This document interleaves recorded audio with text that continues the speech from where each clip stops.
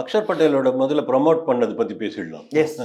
அவர் வந்து ப்ரொமோட் பண்ணது வந்து சூப்பராக அந்த சான்ஸை யூஸ் பண்ணிட்டாரு. ஓகே. அதில் டவுட்டே கிடையாது. அதுவும் இப்போ ஆஃப் லேட் வந்து அவருக்கு எப்போல்லாம் பேட்டிங் ஆப்பர்ச்சுனிட்டி கிடைக்குதோ அப்போல்லாம் ப்ரூவ் பண்ணுறாரு. எஸ். அந்த ஒரு விஷயத்தில் வந்து அவர் ஒரு விஷயத்தில் ரொம்ப கிளியராக இருக்கு. அந்த ஒரு விஷயத்தில் நான் ஜடேஜாவோட பெட்டர்னு ப்ரூவ் பண்ணுறதுக்கு அவர் முயற்சி பண்ணிட்டு இருக்காரு. ஓகே. ஸோ அது நல்லா தெரியுது. வந்தார், அவர் கொடுத்த சந்தர்ப்பத்தை யூஸ் பண்ணார், பியூட்டிஃபுல்லாக ஆடினார், ஜெயிச்சு கொடுத்தாரு. அதை அப்படியே ஓரமாக வச்சுருங்க. ஓகே. அவரை ப்ரொமோட் பண்ணியிருக்கணுமா? இது கேள்வி. நீங்கள் அதே அந்த இடத்துல ரிஷப் பந்த் ஆடி இருந்தால் இதை பண்ணியிருப்பீங்களா? மாட்டாது.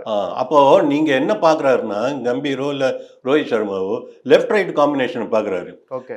அந்த லெஃப்ட் ரைட் காம்பினேஷன் பார்க்க வேண்டிய அவசியம் என்ன இருக்குது? 2 ரைட் ஹேண்டர்ஸ் தானே ஆடி இருக்காங்க உங்களுக்கு. ஐயரும் இவரும் கில்லும் 2 ரைட் ஹேண்டர்ஸ் ஆடி அவ்வளோ பெரிய பார்ட்னர்ஷிப் கொடுத்துட்டு போயிருக்காங்க. இப்போ எங்கே திடீர்னு உங்களுக்கு லெஃப்ட் ரைட் காம்பினேஷன் உள்ள வருது? நீங்கள் இப்படி பண்ணும்போது நீங்கள் என்ன பண்ணுறீங்கன்னா, கேஎல் ராகுல் அண்டர் எஸ்டிமேட் பண்ணுறீங்க. அவரோட மோட்டிவேஷனை கெடுக்குறீங்க. இது வந்து எனக்கு கொஞ்சம் கூட ஒப்புதல் இல்லாத ப்ரமோஷன்.